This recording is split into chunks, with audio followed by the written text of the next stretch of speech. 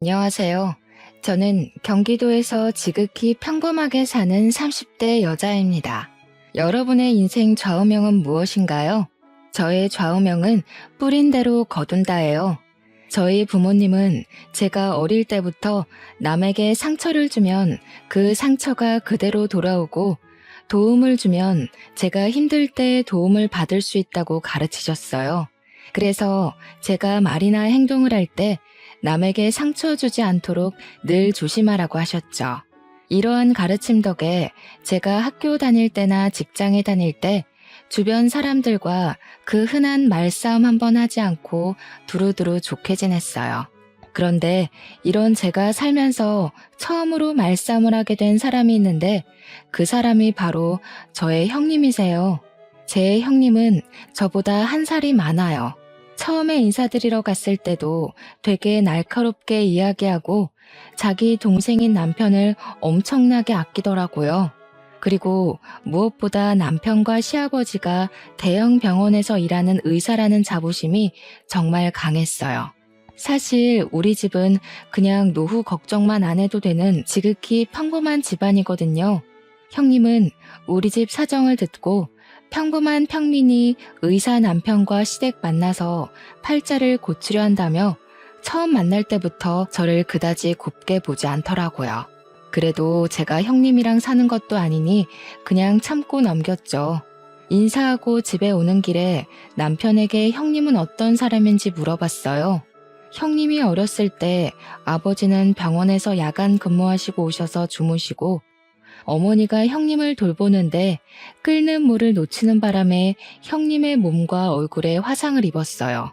그래서 바로 수술을 해야 하는 상황이었는데 그때는 화장 수술비가 너무 비싸 제대로 수술을 시켜주시지 못했대요. 그 결과 흉이 매우 심해졌고 어른이 된 지금도 그 흉터가 몸에 남아 있어요. 그나마 다행인 건 흉터가 턱과 목 쪽에 있어서 머리카락으로 가리고 다니면 잘 안 보이긴 해요. 하지만 형님은 혹시 다른 사람이 보고 본인에게 좋지 않은 소리를 할까봐 일부러 세게 보이려고 막말을 하는 경향도 있고 자격지심도 많이 있다고 해요. 게다가 시부모님은 형님의 흉터를 보면 마음이 너무 아파서 미안한 마음에 형님이 제멋대로 행동을 하고 다녀도 그냥 오냐오냐 하고 키우셨대요. 이러한 이유로 형님은 예민하고 까탈스럽고 자기 멋대로인 성격을 갖게 되었죠. 그래도 말은 조리 있게 잘해서 용케 회사에 들어는 가는데 성격 문제로 오래 다니지 못하고 매번 금방 관뒀다고 하더라고요. 이러한 남편의 이야기를 들으니 솔직히 형님이랑 좋은 사이로 유지하기 쉽지 않겠다고 생각했지만 그래도 남편을 사랑하고 형님을 본다면 얼마나 보겠어 라는 생각에 크게 문제가 될 것은 아니라고 생각했어요. 결혼하고 신혼여행을 다녀와서 시댁에 인사를 드리러 가니 친척들이 다 집에 계시더라고요. 저는 한복을 차려입고 시부모님께 큰절하고 앉았어요. 그랬더니 형님이 제게 신혼여행 가서 시부모님과 자신에게 전화를 매일 하지 않았다고 구박을 하더라고요. 친척들이 다 계신 데서 형님이 뭐라고 하시니 기분이 좀 상했지만 그래도 결혼한 지 얼마 되지 않아 아직은 많이 눈치가 보일 시기기에 그냥 앞으로는 전화 자주 드리겠다고 말했어요. 시어머니는 여행 다녀와서 힘들 테니 편한 옷으로 갈아입고 저녁을 먹자고 하셨어요. 제가 알겠다고 하고 옷을 갈아입으려고 가려는데 형님은 바로 저녁 식사 준비를 하라고 하더라고요. 신혼여행 후에는 시댁에서 친척들과 지인들에게 며느리가 직접 밥을 차려야 한다면서요. 그러면서 선심을 쓰듯이 반찬과 국은 있으니 그냥 상만 차려오라고 하더라고요. 그래서 저는 한복을 입고 15인분의 밥상을 차렸네요. 밥을 다 차리고 저도 밥을 먹으려고 앉았는데 이번에는 형님이 물을 가져와라. 국이 다 식어서 다시 데워야겠다.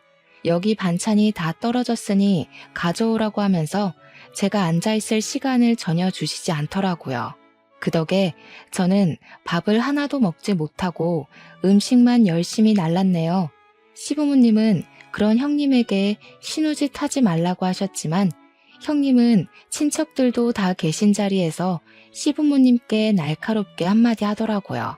그래도 우리 집이 일반 집도 아니고 엄연히 의사가 둘이나 나온 집안인데 별 볼 일 없는 일반 평민 주제에 이 정도는 해야지. 안 그래요, 다들? 어떻게 감히 여기에 껴서 밥을 처먹으려고 그래? 형님은 친척들 앞에서 저를 완전히 무시하더라고요. 시아버지가 뭐라고 하시긴 하셨지만 형님이 워낙에 막무가내이기도 하고 친척들이 계셔서 크게는 혼내지 못하셨어요. 형님은 친척분들이 식사를 다 하시고 나니 저에게 당연한 듯이 설거지를 시키더라고요. 저는 아무 도움 없이 혼자 설거지까지 마무리 지었어요. 부엌을 정리하고 부엌에서 나오니 이번에는 과일과 차를 내오지 않고 뭐 하냐고 하시더라고요. 다시 저는 부엌에 들어가 과일과 따뜻한 차를 한 상 내왔어요. 형님은 과일을 먹다가 제게 옆에 앉아보라고 하더라고요. 그리고 우리 집 며느리들이 지켜야 할 규칙이 있다며 일러주더라고요. 일단 매일 시부모님께 안부 전화해야 돼. 그리고 매달 첫 토요일에는 무조건 우리 집에 와서 다 같이 점심 저녁을 먹어야 해. 또 제사와 차례는 하늘이 두 쪽이 나도 반드시 참석해야 한다. 원래 우리 엄마가 이런 거 알려줘야 하는데 엄마가 워낙에 착하셔서 이런 얘기 못하고 도리어 며느리 시집살이 사실까봐 내가 대신 얘기하는 거야. 알겠니? 형님의 어이없는 요구에 황당하긴 했지만 그래도 시댁에 온 첫날이기도 하고 친척들도 계셔서 괜히 분란을 만들기 싫어서 일단은 알겠다고 했네요. 그리고 다음 날부터 형님의 본격적인 시집살이가 시작되었어요. 형님은 매일 아침 제게 전화해서는 시부모님께 안부 전화를 하라고 하시더라고요. 그러고는 저녁 때 또 전화해서는 안부 전화를 했는지 안 했는지 확인 전화까지 했어요. 제가 안 했다고 하는 날에는 며느리가 돼서 시부모님께 연락도 안 드리냐며 잔소리를 해대더라고요. 결혼 후 처음으로 맞이하는 첫째 주 토요일. 형님은 무조건 시댁에서 밥을 먹으라고 했지만 결혼하고 친구들에게 인사하고 밥을 사준다고 가지 못했어요. 솔직히 말하면 그때 형님의 말을 주의 깊게 듣지 않아 잊어버리고 있었어요. 친구들과 함께 있는데 형님이 전화 오더라고요. 우리 집에서 같이 매주 첫째 주 토요일에는 같이 밥을 먹어야 한다고 하지 않았냐면서요. 그러면서 빨리 오라고 5분에 한 번씩 전화가 오는데 정말 돌아버리겠더라고요. 결국엔 친구들에게 양해를 구하고 시댁에 일단 갔어요. 시댁에 도착하자마자 형님은 내 말이 말 같지가 않냐면서 엄청 뭐라고 하셨어요. 저는 도무지 듣고만 있을 수가 없어서 형님에게 화를 내며 따져 묻기 시작했어요. 이게 바로 제 인생 처음으로 한 말싸움이었죠. 형님이 말씀하신 거 잊어버려서 죄송은 한데요. 그런다고 친구들에게 결혼식 와줘서 고맙다고 밥을 사는데 5분마다 한 번씩 전화하는 것은 좀 너무하신 거 아닌가요? 네가 무슨 돈이 있다고 밥을 사. 이거 다 내 동생 돈으로 사는 거 아니야? 잘하는 짓이다. 우리 상호는 병원에서 그렇게 뼈가 빠지게 일하는데 너는 그 돈으로 친구들 밥도 사고 아주 팔자 좋아. 아니요, 오늘 친구들 밥은 결혼 전에 제가 모아둔 돈으로 샀어요. 남편 돈으로는 공동 생활비만 쓰고 있어요. 시부모님은 점점 언성이 높아지는 저와 형님을 말리셨지만 형님은 자기 동생 돈으로 제 친구들에게 밥을 사줬다는 오해를 하시며 화를 엄청나게 내시더라고요. 저는 형님의 이러한 지나친 간섭이 답답했지만 제 남편은 병원 일로 이야기는커녕 얼굴 보기도 힘들고 잠도 거의 자지 못하고 눈만 뜨고 다니는 상황인 것을 알기에 어쩔 수 없이 혼자 속으로 사겼답니다. 결혼 후 첫 명절이었어요. 남편은 역시 또 당직이라 병원에 있었고 저 혼자 시댁에 음식을 장만하러 갔었어요. 형님은 말로만 참견하며 잔소리를 했지만 이미 그 전에 몇 번 당해봤던 터라 그냥 그런가 보다 하고 한 귀로 듣고 한 귀로 흘렸어요. 음식 장만은 시어머니가 음식을 주로 하셨고 저는 뒤에서 보조 역할만 해서 생각보다 힘들지 않더라고요. 그런데 명절 당일 아침부터 형님이 자꾸 제게 이것저것 시켰어요. 아침에 차례를 지내고 설거지를 하고 집에 가려는데 갑자기 제가 해주는 음식들이 맛있다며 음식을 만들어주고 가라는 거예요. 제가 친정에 가야 한다고 해도 친정이 먼 것도 아니고 시간이 걸리면 얼마나 걸린다고 그러느냐며 자꾸 해달라는데 매정하게 안 해주고 가기도 조금 그렇더라고요. 그래서 음식을 다 만들었더니 또 지금은 입맛이 없다며 먹지도 않아요. 그리고 이제는 정말 집에 가려는데 주방 후드 청소까지 싹 시키더라고요. 저는 그런 형님의 말을 무시하고 제 짐이 있는 작은 방에 갔어요. 그런데 웬걸 형님이 문을 잠가버렸더라고요. 형님, 여기에 제 짐 있는데 방문 좀 열어주세요. 어머, 실수로 문이 잠겼네. 그런데 자물쇠가 없어서 어쩌나. 오늘 올케 집에 못 가겠네. 원래 며느리는 명절 다 끝나고 가는 거야. 무슨 벌써 집에 가려고 해. 그냥 이렇게 된 김에 오늘 자고 가. 여기 방문은 내일 열쇠 찾아서 열어줄게. 이러한 형님의 어이없는 만행으로 저는 그날은 결국 시댁에서 잠을 자고 다음날 형님이 이제야 열쇠를 찾았다며 문을 열어주어 연휴 마지막 날 친정에 갈 수 있었어요. 결혼 후 두 번째 명절 때는 시어머니가 입원하셔서 이번에는 차례를 지내지 말자고 시댁으로 오지도 말라고 하시더라고요.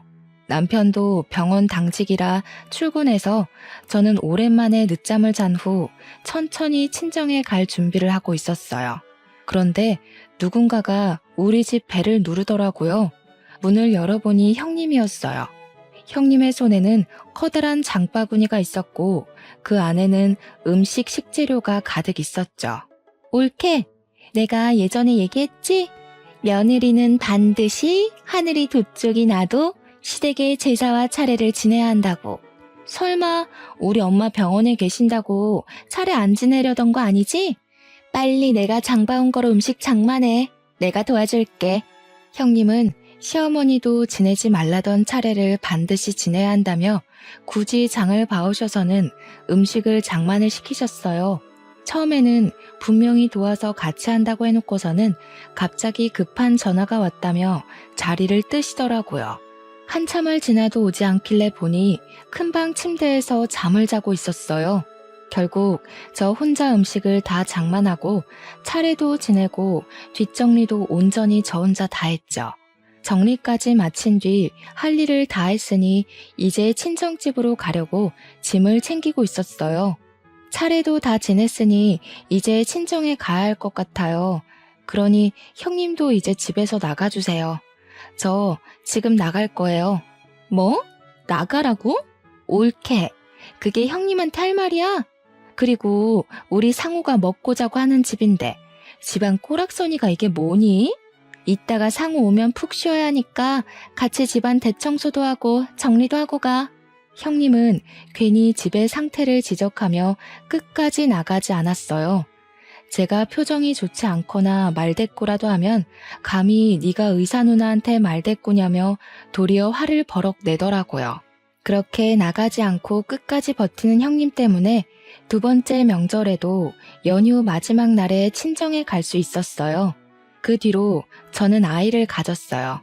아무 문제 없이 무사히 아들을 낳았고 이름은 시아버지의 뜻에 따라 김성준이라고 지었어요. 그 후 조리원에 2주 동안 있다가 성준이를 데리고 집에 왔는데 집에 형님이 있는 것이 아니겠어요? 옳게 살이 많이 쪘네. 이러다가 우리 상우가 바람이라도 피면 어쩌려고. 관리 좀 해야겠다. 아기를 이제 막 낳고 온 사람에게 몸은 괜찮냐고 말하지는 못할 망정 살이 많이 쪘다느니 관리 좀 하라는 게 말이나 되나요? 저는 참지 않고 바로 형님에게 따졌어요. 아기 낳고 왔으니까 그러죠. 아, 형님은 아직 결혼을 안 해서 애를 안 낳아봤으니 모르시나 봐요. 감히 하늘 같은 형님한테 무슨 말대꾸야? 네가 우리 집 장손 낳았다고 이제 눈에 뵈는 게 없어? 나한테 예의 좀 지켜. 알았어? 본인이 예의 없는 소리를 해놓고 도리어 저한테 화를 내는 형님한테 한 소리를 더 하고 싶었지만 하필 그때 성준이가 울어서 어쩔 수 없이 그 정도만 할 수밖에 없었네요. 저는 우는 성준이를 데리고 큰 방으로 갔어요. 방에서 성준이를 달래고 모유를 먹이니 금세 잠이 들더라고요. 조심히 침대에 눕히고 큰 방 문을 닫고 나왔는데 형님이 우리 장손 자냐며 굳이 문을 다시 열더라고요. 그러고는 자꾸 볼을 만지고 손발을 만지작거렸어요. 저는 형님한테 그러다가 성준이가 깨면 우니까 어서 나오라고 했어요. 그래도 끝까지 버티고 계시더니 기어이 성준이를 깨웠어요. 결국 저는 잠시도 쉬지 못하고 다시 성준이를 안았죠. 그뿐만이 아니라 냉장고를 뒤져서 음식을 막 꺼내서 먹고 그러다가 접시를 깨고 바닥에 유리 조각이 있는데도 어떻게 치워야 하는지 모르겠다며 저에게 알아서 치우라고 하더라고요. 그날 저는 우는 성준이도 돌보고 형님이 깨트린 접시도 치우고 형님이 흘린 음식도 닦으며 정말 정신이 하나도 없이 보냈네요. 형님은 그날 이후 하루가 멀다고 저에게 영상통화를 하셨어요. 심할 때는 하루에 3번도 전화를 하셨죠. 한 번 전화를 시작하면 최소 30분은 통화했어요. 그럼 저는 아무것도 하지 못하고 30분 동안 벌서듯이 핸드폰을 들고 있어야 했어요. 한 번은 제가 음식을 하고 있어서 대충 핸드폰을 세워놓았더니 성준이가 제대로 보이지 않는다며 큰 소리로 불러대며 우리 집 장손 얼굴을 보여달라며 닥달을 하더라고요. 이러한 형님의 집착이 너무 힘들기도 하고 피곤하기도 해서 한 번은 전화를 아예 받지 않았어요. 그랬더니 받을 때까지 전화하시더라고요. 저는 너무 짜증나서 핸드폰을 아예 꺼버렸어요. 그랬더니 집에까지 쫓아오시더라고요. 내가 우리 집 장손 얼굴 좀 보겠다는데 왜 전화를 받지 않느냐고요. 이렇게 형님의 시집살이는 갈수록 도를 넘었지만 남편은 병원 일로 바빠 여전히 얼굴도 잘 보지 못하는 상황이었어요. 잠도 못 자는 사람에게 이런저런 하소연하는 것도 아닌 것 같아 그냥 혼자 속으로만 끙끙 앓고 있었네요. 하루는 엄마가 제가 좋아하는 게장을 했다면서 점심때 오라고 하시더라고요. 나가려는데 또 형님이 전화가 왔어요. 저는 지금 나가봐야 해서 영상통화는 하지 못한다고 했더니 전화하는데 뭐 얼마나 걸리냐고 하시며 성준이가 보고 싶다고 굳이 또 영상통화를 하려 하시더라고요. 결국 30분 동안 영상통화를 하느라 제가 도착하겠다고 하는 시간보다 더 늦게 친정에 도착했어요.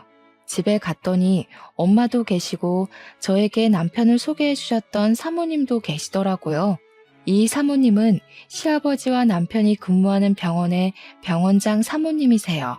우리 옆집에 30년째 살고 계시면서 결혼 전에는 거의 매일 보고 살았던 친척보다도 더 가까운 사이죠. 사모님은 제게 오랜만이라 반갑긴 한데 표정이 좋지 않다며 결혼 생활이 힘드냐고 물어보시더라고요. 오기 전에 형님과 원치 않은 통화를 해서 제가 표정이 좋지 않았나 봐요. 처음에는 이야기하지 않으려다가 그래도 내가 소개해줬는데 잘 사는지 어떤지는 알아야겠다며 자꾸 물어보셨어요. 저는 어쩔 수 없이 형님이 제게 첫날 말했던 며느리의 도리에서부터 매일 우리 집 장손 얼굴 보겠다며 영상통화를 하고 명절 때 집에 못 가게 했던 일까지 모든 이야기를 다 했어요. 사모님은 저의 이야기를 들으시고는 시부모님의 성품도 좋으시고 남편도 성실하고 책임감이 강해서 시집살이나 고생 안 하고 잘 살 줄 알았는데 시누이가 그 모양인지는 몰랐다며 미안하다고 하시더라고요. 그래서 제가 남편은 바쁘긴 하지만 잘 대해주고 시부모님도 정말 잘해주셔서 좋다고 하며 걱정하지 말라고 하셨죠. 그래도 사모님은 오래 봐서 딸 같은 제가 고생하는 게 너무 속상하다며 혹시라도 도울 일이 생긴다면 언제든지 말해달라고 하셨어요. 형님은 그 뒤로도 매일 영상통화를 하고 말도 안 되는 논리로 항상 저를 괴롭게 했어요. 그렇게 1년 정도가 지났을 때 형님이 결혼을 생각하고 있다며 상견례 날짜를 알려주더라고요. 저는 꼭 가려고 했지만 하필 그날 새벽에 성준이가 열이 나서 입원하는 바람에 가지 못했어요.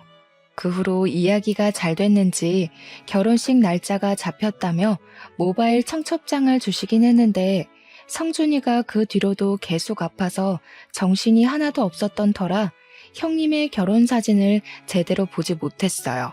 사실 그때 형님이 우리 집 장손인 성준이 제대로 보살피지 못해서 열이 나게 됐다면서 형님이 매일 구박했거든요. 아이가 아프면 제일 마음 아플 사람도 엄마이고 고생하는 사람도 엄마인데 그런 저에게 고생한다고 말은 못 해줄 망정 아픈 가슴을 후벼 파시니 너무 형님이 밉더라고요. 그래서 형님의 얼굴이 나온 결혼 사진조차도 보기 싫어서 청첩장의 날짜만 확인하고 말았었네요. 그런데 남편을 소개해 주셨던 병원장 사모님의 아들도 결혼한다고 하더라고요. 그것도 형님 결혼 날짜와 같은 날, 같은 시간에요. 저는 정말 가고 싶었지만 형님과 결혼 날짜가 같으니 어쩔 수 없이 가지 못하고 엄마만 병원장님 아들의 결혼식에 참석하려고 했어요. 그런데 또 하필이면 그날 엄마에게 아주 급한 일이 생기는 바람에 엄마도 결혼식에 참석을 못하게 되었어요. 형님의 결혼식 날 저는 하객들을 맞이해야 하니 결혼식장에 일찍 갔는데 사모님이 한복을 입고 있더라고요. 저는 깜짝 놀라 오늘 아들 결혼식인데 왜 여기 계시느냐고 물었어요. 사모님은 우리 아들 결혼을 여기서 한다고 하시더라고요. 저는 설마 하는 마음에 형님이 보내주셨던 모바일 청첩장의 사진을 자세히 보았어요. 너무 놀랍게도 형님 옆에 사모님 아들이 떡하니 서 있는 게 아니겠어요? 어머, 저희 형님하고 현우 오빠하고 결혼하는 거였네요? 사실 그동안 성준이가 아파서 청첩장을 이제야 자세히 봤거든요. 전혀 몰랐어요. 그럼 그때 너에게 그렇게 시집살이를 시켰다는 그 형님이 바로 내 며느리인 거니? 네, 상황이 그렇게 되었네요. 그래? 알겠다. 내가 잘 기억해두고 있으마. 그동안 정말 고생 많았다. 사모님은 제게 그동안 고생 많았다는 의미심장한 말씀을 남기고 하객을 맞이하러 가셨어요. 이윽고 결혼식이 시작되었어요. 평소에는 그렇게 날카롭고 예민하고 신경질적이었던 형님도 결혼식을 한다고 웨딩드레스를 입고 신부 화장을 하니 아주 곱고 참해 보이더라고요. 그렇게 많은 사람의 축복 속에 결혼식은 무사히 마쳐졌네요. 일주일 뒤 친정엄마가 별일 없으면 저녁 먹으러 오라고 부르셔서 집에 갔어요. 친정에 도착하니 엄마가 나갈 준비를 하시며 오늘이 형님 신혼여행 마치고 시댁으로 인사 오는 날인데 저한테 같이 가자고 하시는 거예요. 저는 보기 싫은 형님이 인사하는데 왜 굳이 내가 그 자리에 가느냐고 했죠. 그랬더니 사모님이 저한테 꼭 같이 오라고 했다며 사모님 집에서 저녁을 먹자는 거예요. 마침 남편도 야근하고 저 혼자 저녁을 먹어야 하니 그냥 엄마를 따라 사모님 집으로 들어갔어요. 잠시 뒤 형님이 한복을 입고 엄청 다소곳한 척을 하며 들어오더라고요. 형님은 그 집에 있는 저를 보고는 깜짝 놀라셨어요. 네가 왜 여기에 있어? 형님, 사실 여기 옆집이 바로 제 친정이에요. 그리고 사모님은 여기에 살면서 30년 전에 알게 되었는데 제가 어릴 때부터 거의 매일 뵈서 친척들보다 더 가까운 사이예요. 저도 두 분이 결혼하신다는 사실을 결혼식장에서 알았네요. 그전에는 아시다시피 성준이가 매우 아픈 바람에 정신이 없었거든요. 그런데 형님, 세상 참 좁네요. 그렇죠? 형님은 저와 형님의 시어머니가 서로 아는 사이였다는 사실을 알고 당황해 하더라고요. 그러더니 이내 표정 관리를 하고 사모님이 앉아 계시는 거실로 가서 소파에 앉았어요. 너네는 결혼하고 처음으로 오는데 큰절도 안 하니? 너희 친정은 시댁에 처음 가면 큰절부터 하라고 안 가르쳤어? 사모님은 저와 엄마가 보는 앞에서 형님을 크게 혼내셨어요. 형님은 얼굴이 빨개져서 죄송하다고 하고 일어나더니 큰절을 했어요. 그래, 앉아라. 며느리는 신혼여행지에서 왜 매일 전화하지 않았니? 이제 한 가족인데 전화를 당연히 매일 해야 하는 거다. 알겠니? 그리고 매주 첫 토요일에는 무조건 우리 집에서 점심과 저녁을 먹어야 해. 그리고 제사와 명절 차례상은 며느리가 무조건 하늘이 두 쪽이나도 차려야 한다. 이게 우리 집 며느리의 도리란다. 알겠니? 형님은 자신이 제게 했던 말을 사모님이 그대로 하고 있으시니 뭔가 이상했는지 고개를 갸우뚱하며 대답하지 않더라고요. 그랬더니 사모님이 대답을 왜 안 하냐고 시어미 말이 우습냐고 하셨어요.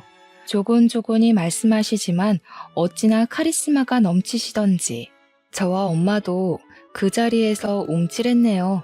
형님이 알겠다고 답을 하니 이제는 부엌에 가서 밥을 차리라고 시키시더라고요. 어머니, 저 지금 여행 마치고 왔는데 이 불편한 옷을 입고 밥을 차려요? 원래 신혼여행 후에는 시댁에서 친척들과 지인들에게 며느리가 직접 밥을 차려야 한다는 거 모르니? 며느리가 됐으면 당연히 해야지. 손님들 배고프시니 잔말 말고 빨리 가서 밥 차려. 형님은 제가 처음에 시댁에서 했던 것처럼 한복을 입고 부엌으로 가서 한상을 차렸네요. 밥을 다 차리고 사모님과 엄마 그리고 형님의 남편이 된 현우 오빠와 제가 자리를 잡고 앉았어요. 형님도 자리를 잡고 앉으려고 했어요. 너는 지금 말고 이따가 먹고 여기 옆에 서 있으렴. 명색이 병원장 사모의 손님들이 오셔서 식사하시는데 어디 이 자리에 앉아서 밥을 먹으려고 하니? 버리장머리 없기는. 아휴. 형님은 얼굴이 시뻘개져서는 앉으려다 말고 일어나서 사모님이 지정해 주시는 곳에 서 있었어요. 저는 맛있게 밥을 먹고 있는데 옆에서 자꾸 뭔가 따가운 시선이 느껴져서 보니 형님이 저를 매섭게 째려보고 있었더라고요. 저는 그런 형님의 얼굴을 보다가 사례가 들렸어요. 미진아 괜찮니? 편하게 천천히 먹으렴. 얘 며느리야. 밥 먹을 때 옆에 세워두는 건 장승처럼 서 있으란 뜻이 아니라 그때그때 필요한 것들을 눈치껏 알아서 가져오라는 거다. 미진이 사례가 들렸으니 빨리 물 가져와. 사모님의 말씀에 형님은 냉장고에 물통을 꺼내 제 앞에 물통을 그대로 내려놓더라고요. 사모님은 그런 형님을 보며 깊은 한숨을 쉬셨어요. 지금 이게 뭐 하는 짓이니? 아휴. 이럴 때는 손님한테 물통을 통째로 내어드리는 게 아니라 네가 물컵을 가져와서 따라줘야 하는 거야. 내가 너에게 이런 것도 하나하나 가르쳐야겠니? 무슨 초등학생도 아니고. 형님은 사모님께 또 한 소리를 듣고는 아주 짜증난다는 표정으로 컵을 챙겨와서 물을 따라줬어요. 그런 형님의 표정을 보고 있자니 고소하기도 하면서 뭔가 형님을 더 놀리고 싶은 생각이 들더라고요. 그래서 일부러 제 국이 식어서 그런데 국을 다시 따뜻하게 데워달라고 했어요. 형님은 아주 못마땅한 표정을 지으며 못 들은 척 하더라고요. 예, 못 들었니? 내 손님 미진이가 국을 데워달라잖아. 어서 따뜻한 국으로 가져다 주렴. 명색이 병원장 사모의 손님인데 당연히 이 정도 대접은 받아야지 않겠니?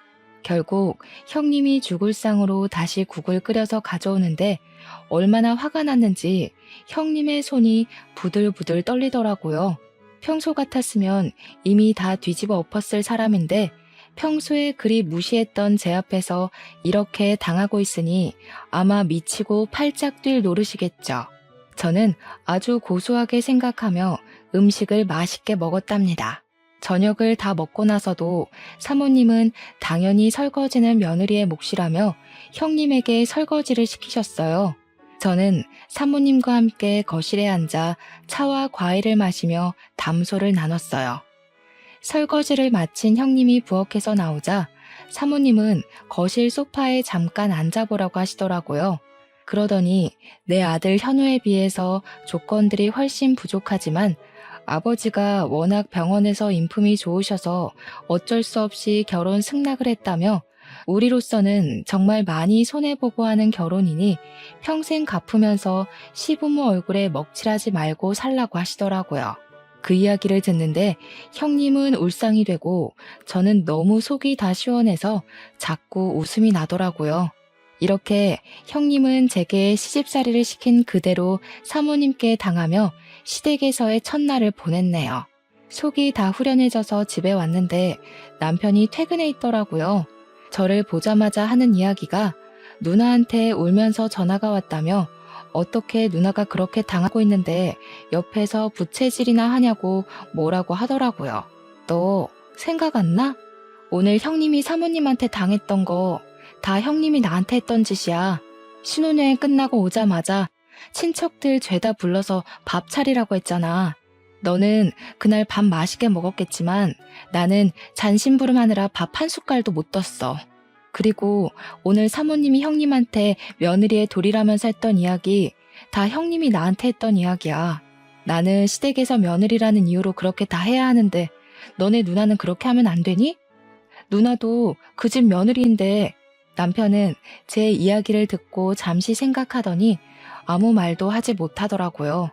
그러더니 남편이 네가 속상한 것은 알겠지만 그래도 누나네 시어머니랑 친하다고 하니 조금 살살해달라고 부탁 좀 드려보라고 하더라고요. 저는 그런 남편의 부탁에 솔직히 그동안 내가 당한 게 얼만데 그렇게 얘기는 못하겠다고 말하며 거절했어요.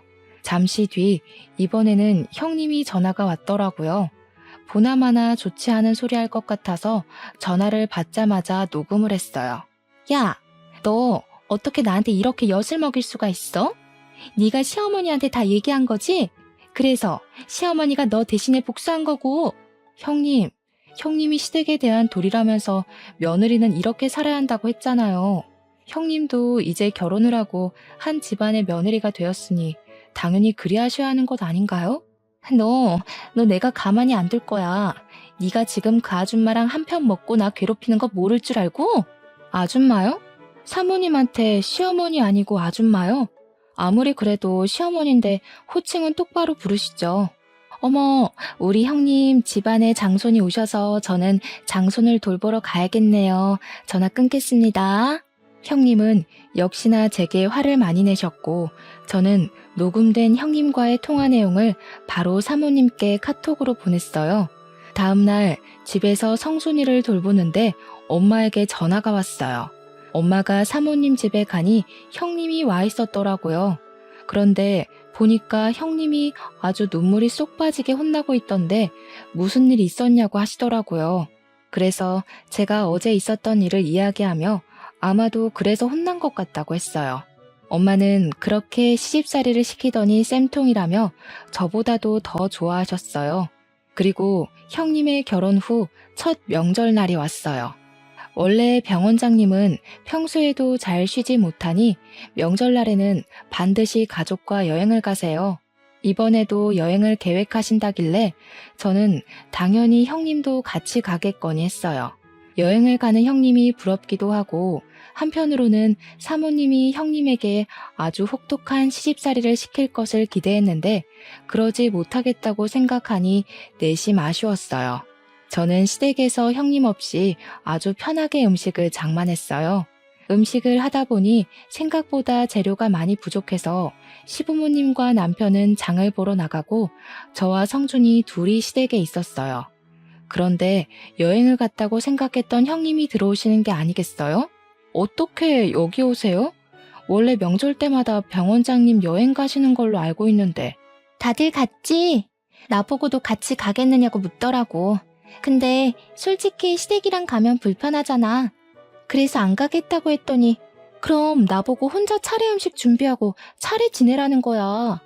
원래 며느리들은 제사나 차례를 하늘이 두 쪽이 나도 지내야 한다고. 그게 말이 돼? 그래서 그냥 네 하고 차례 안 지내고 여기 온 거야. 그래요? 그래도 형님이 그 집 며느리인데 당연히 차례 지내야죠. 가만히 있자. 사모님한테 명절 인사 한번 드려봐야겠네. 잠시만요. 형님은 제가 사모님한테 전화를 걸자 잽싸게 말렸지만 이미 사모님이 전화를 받으신 상태였어요. 저는 일부러 스피커폰으로 바꾸어 사모님과 통화를 했어요. 사모님, 여행을 잘 가셨죠? 사실 지금 저희 시댁에 형님이 있는데 어떻게 할까요? 난 분명히 우리 집에서 차례 지내라고 했는데 걔가 왜 거기 있니?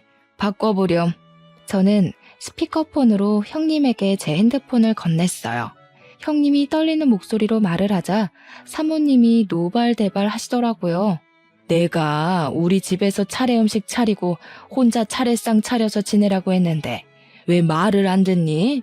첫 명절인데 시부모 말이 말 같지가 않아? 당장 얼른 가라. 가서 상 차리고 영상통화해라. 알겠니? 형님은 알겠다고 대답하고 전화를 끊고 저한테 왜 전화를 걸어서 이렇게 귀찮게 만드냐고 뭐라고 하더라고요. 그때 장을 보러 가신 시부모님과 남편이 도착했어요. 너는 첫 명절인데 시댁에 안 있고 왜 여기 있니? 다들 여행 갔는데 나 혼자 시댁에 남아서 차례를 지내라 하잖아. 말이 돼? 그래서 여기로 왔는데 세상에 전현이 시어머니가 자기 아는 사모님이라고 전화 걸어서 나 욕먹게 했어.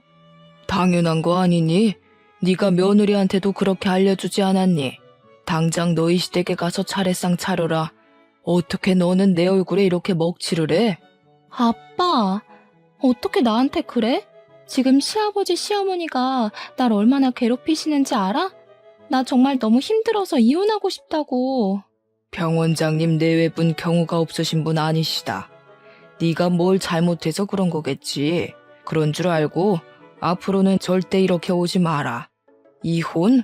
이혼해서 나랑 네 동생 얼굴에 먹칠만 해봐. 그땐 우리 영 끊고 넌 집에서 쫓겨나는 거야. 명절을 편하게 보낼 생각에 집으로 왔던 형님은 시아버지와 시어머니의 성화에 다시 울면서 사모님 댁으로 가더라고요. 저는 그 후로 형님 없이 아주 편한 명절을 보냈어요. 그 뒤로 형님한테 전화가 왔어요. 형님은 제게 시댁의 시집살이가 너무 힘들다고 이혼하고 싶다고 하더라고요. 저는 형님이 이혼하고 싶은 것을 왜 제게 말씀하시냐고 물었어요. 이혼하고 싶어서 우리 엄마한테 전화했더니 엄마도 사돈이 병원장님이신데 이혼하면 아빠와 동생이 병원 생활 힘들어져서 안 된다고 하면서 말리시더라. 그래서 저한테 이런 이야기 하시는 이유가 뭐예요? 네가 내 시어머니께 잘 말씀드려서 우리 형님 좀 적당히 봐달라고 하면 안 돼? 이제 형님이 잘 빌려준다고 말해줘. 나도 이제 너한테 신우짓 절대 안 할게. 정말 내 동생처럼 생각할게. 부탁해. 제발 나 좀 도와줘. 형님이 제게 울먹이면서 이야기하는데 정말 눈물겹더라고요. 하지만 저는 형님한테 그 전에 너무 많이 당했던 터라 형님의 그런 부탁에도 눈 하나 깜빡하지 않았어요. 형님, 지금 사모님이 형님에게 하시는 것들 다 형님이 제게 했던 것 아닌가요? 인제 와서 하는 말인데 그때 형님이 저한테 그렇게 구박하고 했을 때 저 정말 이혼하고 싶을 만큼 힘들었어요. 제 인생에서 최고로 자존감이 바닥을 치고 우울증까지 왔다니까요. 정말 미안해. 그때는 내가 결혼 전이라 시댁 며느리 그런 거 전혀 몰랐어. 내 생각이 짧았어. 속 깊은 네가 나 좀 한 번만 도와주라. 응? 형님, 죄송하지만 저는 사모님께 그런 말하기도 싫고 감히 제가 사모님께 그런 말할 자격도 없습니다. 그리고 지금 미안하다고 해도 이미 그때 제가 받은 마음의 상처는 지워지지 않네요. 저는 도움이 되지 못할 것 같아요. 저도 죄송하지만 알아서 잘 해결하세요. 형님은 저의 단호한 대답에 울면서 전화를 끊더라고요. 그 뒤로도 사모님의 시집살이는 계속되었고 여전히 형님은 사모님께 혼나며 결혼 생활을 이어가고 있답니다. 반면에 저는 이제 형님과 거의 만나지 못해서 저는 아주 편하게 결혼 생활을 하고 있어요. 어느 날은 남편이 자기 누나가 그렇게 못되게 구는지 몰랐다면서 병원 일에 치여 사느라 제대로 챙겨주지 못해서 미안하다고 진심으로 사과하더라고요. 그 뒤로는 남편도 제게 잘해주고 시부모님이야 원래 잘해주셨고 해서 요새는 아무 고민 없이 아주 만족스러운 생활을 하고 있어요. 최근에 친정엄마랑 통화하다가 사모님 얘기가 나왔어요. 친정엄마가 사모님께 왜 그렇게까지 시집살이를 시키시냐고 물으니 사모님 본인이 원래 불의를 못 참는 성격인데 딸 같은 제가 형님한테 그렇게 당했다는 것을 아시고 많이 화가 났었다고 해요. 만약에 처음부터 아들이 만나는 사람이 제 형님인 것을 알았다면 아마 결혼 안 시켰을 텐데 이러한 사실을 결혼식장에서 알아버렸고 인제 와서 결혼을 엎을 수는 없으니 대신 본인이 행했던 시집살이를 그대로 시켜서 본인이 무슨 잘못을 했는지 제대로 깨닫게 해야겠다고 생각하셨대요. 이 부분은 형님의 시아버지와 남편이 다 동의를 해서 가족들 모두 사모님의 행동에 크게 반대하지는 않았다고 해요. 또 미리 형님의 아버지인 저희 시아버지께도 말해놔서 동의를 구했다고 하시더라고요. 시아버지는 제 딸을 제가 제대로 못 키워서 일이 막무가내인데 그렇게라도 교육해 주시면 감사하다고 하시며 오히려 죄송하다고 하셨대요. 그러면서 사모님은 그래도 조만간에 이렇게까지 하게 된 이유를 설명해주고 시집살이를 끝낼 거라고 하셨대요. 엄마는 사모님의 말씀을 제게 전하며 정말 사람은 뿌린 대로 거두는 게 딱 맞다고 하시더라고요. 형님이 너에게 그렇게 시집살이를 시키더니 결국엔 그거 그대로 형님이 다 받게 됐다면서요. 그러면서도 제게 항상 말해왔듯이 남에게 피해주며 살지 말고 특히 시댁에서는 말과 행동을 조심하라고 신신당부를 하시더라고요. 평소에는 잔소리 같았던 엄마의 말이 그날은 참 마음에 확 와닿았어요. 솔직히 그동안 형님이 제게 했던 것 다 떠들고 다니면 욕하는 것 같기도 하고 뒷말하는 것 같기도 해서 엄마한테만 이야기하고 아무에게도 얘기 못했거든요.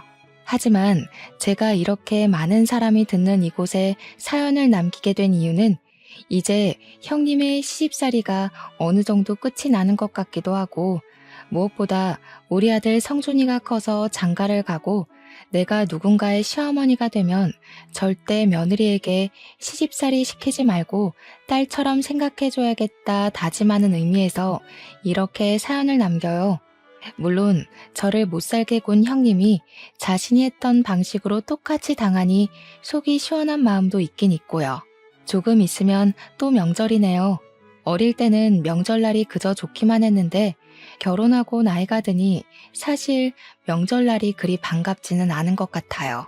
결혼 전에는 친척들이 제 미래를 너무 걱정해 주셔서 힘들고 결혼 후에는 결혼 전처럼 편하게 행동하기에는 눈치가 보이니 힘든 것 같아요. 분명히 오랜만에 친척들을 만나서 반가워야 할 명절인데 요새는 여러 가지 상황에 의해 그러지 못하니 명절의 참된 의미가 많이 퇴색된 것 같아서 뭔가 씁쓸하기도 하고 그러네요. 문득 이런 생각이 들어요. 집안에서 누군가의 시누이가 되시는 분들은 시댁이 어렵고 불편할 며느리들을 배려해주고 누군가의 며느리가 되시는 분들은 혹시라도 부당한 대우를 받는다고 느꼈을 때 참고 참다가 나중에 폭발해서 더 큰 상황을 만들지 말고 바로 이야기해서 같이 문제를 해결해 나가면 조금 편해지지 않을까 하는 생각이에요. 물론 말처럼 그리 쉽게 이루어지지는 않겠지만 그래도 이번 명절만큼은 시누이, 며느리 모두 다 행복해지기를 기원하며 사연을 마칩니다. 들어주셔서 감사해요.